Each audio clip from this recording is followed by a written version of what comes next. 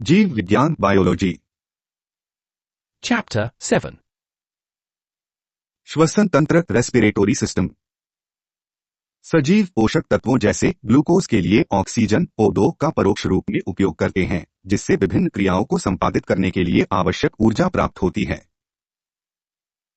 वायुमंडलीय और कोशिकाओं में उत्पन्न CO के आदान प्रदान विनिमय की इस प्रक्रिया को संवातन ब्रीदिंग सामान्यतया श्वसन रेस्पिरेशन कहते हैं। श्वसन के अंग। मानव श्वसन तंत्र। ग्रसनी फैरिंग्स भोजन एवं श्वसन पथ का संगम बिंदु है। ग्रसनी के अगले भाग पर लेरिंग्स उपस्थित, जिसमें कई उपास्थीयों एवं स्वर यंत्र पाए जाते हैं जो ध्वनि उत्पन्न करती है। पक्षियों में ध्वनि उत्पादन सिरिंग्स से होता है। श्वासनली ट्रेकिया में सी आकार के उपास्थि से बने वलय रिंग्स पाए जाते हैं, जो कि इस श्वासनली को पिचकने से बचाते हैं। श्वासनली फेफड़ों में प्रवेश कर प्राथमिक, द्वितीयक एवं तृतीयक श्वसनी में बंट जाती है। नोटह भोजन को निगलते समय इलास्टिक उपास्थि से निर्मित एपिग्लॉटिस ट्रैकिया को बंद कर देता है, जिस कारण भोजन वायु मार्ग से नहीं आ पाता है। फेफड़े द्विस्तरीय फुफ्फुसावर्ण फ्लोर से ढके रहते हैं और जिनके बीच फुफ्फुसावरणी द्रव भरा होता है, जो फेफड़े की सतह पर घर्षण कम करता है। फेफड़ों में तृतीयक और विभाजित होकर पतली श्वसनलिकाओं ब्रोंकियोल्स में बंट जाती है।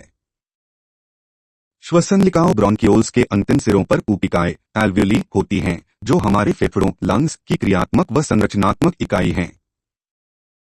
नोटह श्वसनी श्वसनिकाओं और कूपिकाओं का शाखित जाल फेफड़े की रचना करते हैं। वयस्क मानव में श्वसन की सामान्य दर 12 से 16 बार बटा मिनट होती है। इन कूपिकाओं की सतह से रक्त के साथ O व CO का गैसीय विनिमय होता है तथा परिवहन रक्त द्वारा होता है। लगभग 30 करोड़ कूपिकाएं हमारे फेफड़ों में पाई जाती हैं। दोनों फेफड़ों में लगभग 300 मिलियन एल्वियोली उपस्थित होते हैं, जिनका आंतरिक क्षेत्रफल लगभग 100 मीटर होता है।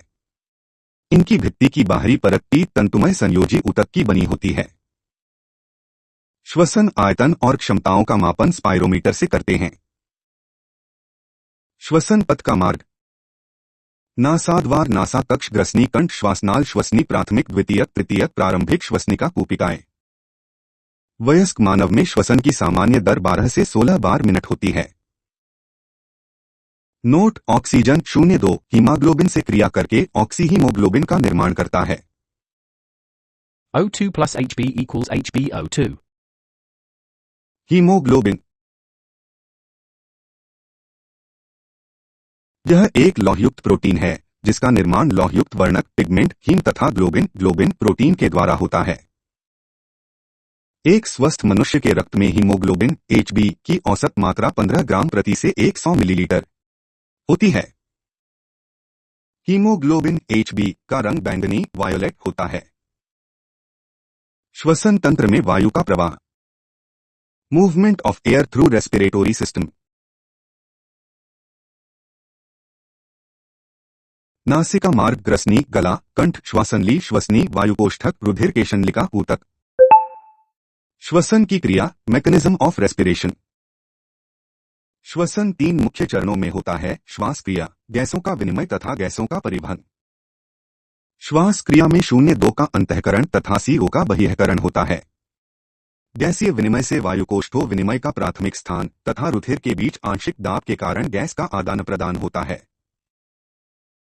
गैसीय विनिमय के दाब 0.2 तथा CO विभिन्न अवस्थाओं में अपने तय स्थान तक जाती है।